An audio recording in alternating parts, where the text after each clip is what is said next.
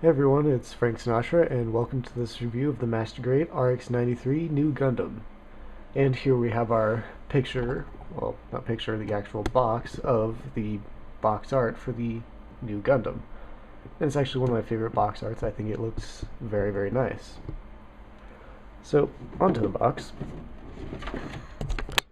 Here on the side, we have our multiple views and just what they want to show off on this side. It's mainly, obviously, just the main body and no accessories. On this and the other side is the crop of the front picture.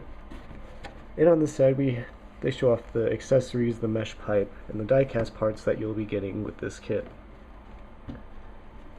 Now, inside there, you'll also get this large glossy of the new Gundam, separating between the box and the pieces in the box when you open it up.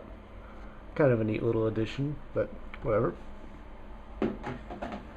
Inside you'll get two sets of decals, a set of stickers, which I have used from before I had painted this kit, so I had to tear them all off. And then the dry transfers, which most can be seen on the kit right now. Inside, then we have our manual here.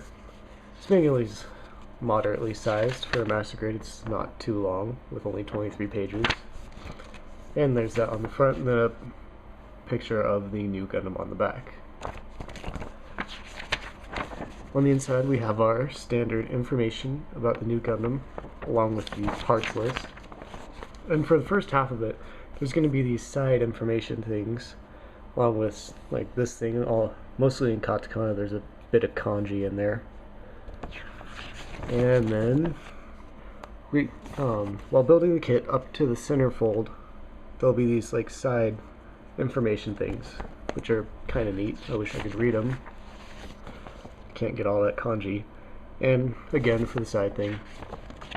Then into our center fold with just the stuff about Char's counterattack and the mobile suit itself, along with our painting guide over here, which is kind of a weird place to put it, but when you get to the decals, it's all in black and white and not in color, except for that paint stain. Okay, the mobile suit itself. Let's lower down this camera. And here we have the High New Gundam. And it's actually, I'm rather fond of this kit considering its age and limited maneuverability, but we'll go into that now. For the head, for front and back movement, back it can go an extremely long distance because of a polycap thing that they have in there, where the head is actually jointed down there at the very base of the neck, at the back and the base of the neck. Then the head itself is a ball joint. And for moving down, just about that far. For side to side, it can go about thus far and thus far. Unless you move the head back a bit, then you can get more dynamic turns of the head. The cockpit has some movement to it. If you push the head back, you can open up the cockpit, and inside you'll have obviously a little cockpit, and you'll have a Amuro figure. I didn't put mine in there, but you can put yours in there. Whoa!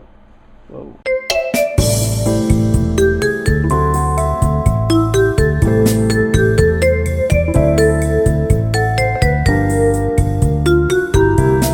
Anyways, onto our arms. The arms here are on peg joints and can do a full 360 like such, and have a bit of up and down movement, not much really. The shoulder armor itself can move up and down. And now for these parts of the arms. Down here, this is a peg joint through here. You can lift the arm up about yay far, and it can do full 360. The elbow joints of the arms are double jointed, and they're actually very, very tough joints, unless you do as I did, which was kind of trim them down with an X-Acto blade while building it.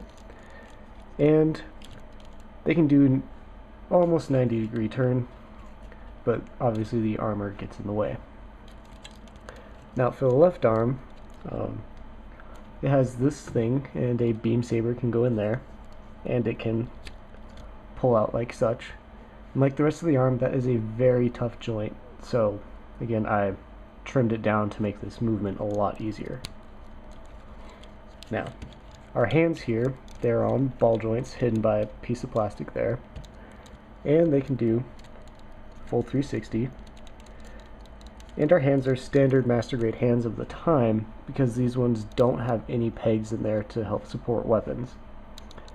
But as you can see, they're pretty standard fare master grade hands.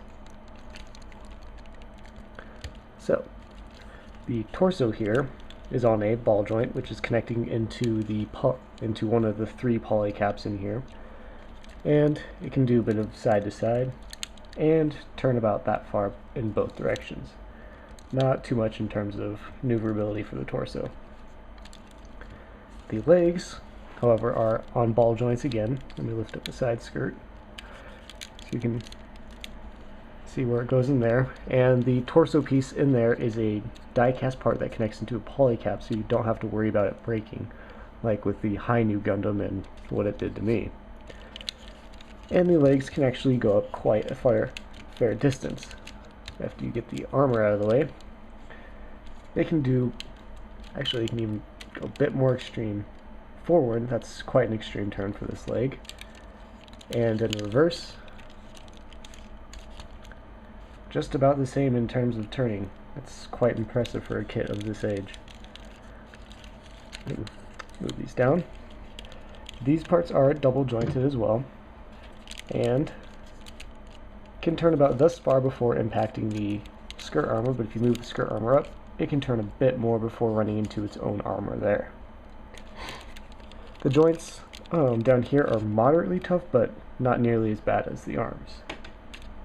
Now in here, these will be your second and third die-cast parts, making this a very heavy kit, especially for holding it down, but that's good because some of the accessories for it are actually quite heavy.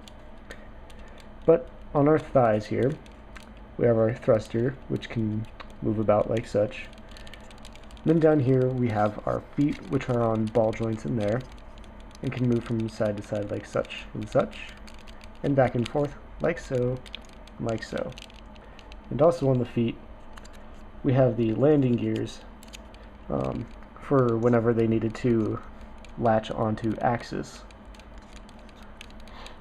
But that's that for that. And the backpack has a wee bit of movement. Not much, but it can move around like such. It's honestly what I'd expect out of a backpack movement really for master grade, so nothing earth-shattering. Now then, the accessories. Here's our beam rifle, first of the weapons. It's a 3-part piece, this main black piece, and then these are 2 pieces itself. And in my opinion, one of the best looking beam rifles in the Gundam series. Now, when attaching it to the hand, because of the lack of a peg, speaking of peg, that one popped out. Because of the lack of a peg, it doesn't exactly hold in there too fantastically. I've seen pictures that in the conversion kit for this, for the Evolve new Gundam, that the hand is redone so that the beam rifle sticks in better, which I'd really like to get, but don't have the money for it now. As you can see, the beam rifle kind of just falls out of the hand. I find it to be annoying personally, but I'm sure you could jerry-rig it into a way to get the beam rifle to stay in a position you'd like it. Next, we have our bazooka, which looks pretty alright, in my opinion.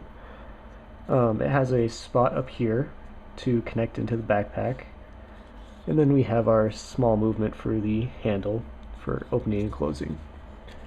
And in the backpack, let me grab my light source. There, you can see it now, is where the beam rifle bazooka goes in, with a bit of scratch from when I first put it in. But let's put it in again. and down it goes. And it holds in quite nicely even without paint. And it won't jiggle around at all. It fits in there very nicely. So pull that out. And for holding it, obviously just push this down, sling it over the shoulder, and it actually holds on quite nicely. Next, we have our shield for the new Gundam. It's nothing too special. It hooks on with a standard piece here onto the left arm where you can see these little peg spots, and just kind of clicks on there and holds very steady actually. Next we have our beam sabers, which here's our first one. The piece comes out here and it comes with two parts to the beam, just like in the OVA. There's this beam here and this lower beam right, doesn't want to go in. There we go. In there. And that's our beam sabers. Moderately tall in terms of beam sabers. And bring it in, and it holds pretty alright into the hand itself. I mean, it doesn't jiggle around too much. I mean, if you move the kit around, it's holding pretty well right now. Paint paid off. And next we have our other beam saber, which can be stored in here. I'll do that in just a moment. But here we have our beam saber and its beam. It's moderately long. It's a standard beam saber and holds in kind of okay, but kind of falls through sometimes, but it's alright to hold in. And like I said, put it in there. Just pop this out. There's a poly cap hidden in there. You just put this in first and close it down, and the beam saber is stored for whenever it's needed next. Here we have two little armor arrays, 1:100s, a small one and the cockpit one. And lastly, we have ourselves the fin funnels. The fin funnels are pretty interesting. They're pretty good. They connect together via little holes and these little peg things. They just stick right together. You're gonna have to like do some trial and error to see which ones fit in the best, so that they hold together nicely. Some of them don't hold together very well, and some of them do. But then there's two of them that are special. They have these little things for hooking into the backpack. And just quickly show you. And that is how these things, they just fold together and make little funnels. And they click apart and stay straight. Plus, when you fold them together for this, whoa.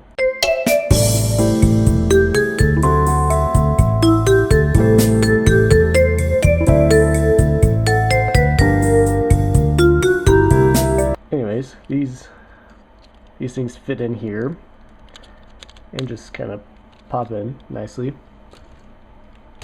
Then when applying to the new Gundam, there's that peg there, right there, and you just pop it on there and it actually holds on pretty well. All in all, I'm very fond of this kit. It's a nice little display piece to have around, and it goes nicely with my SD new Gundam. But I suppose that's it for this review, and I'll see you all next time.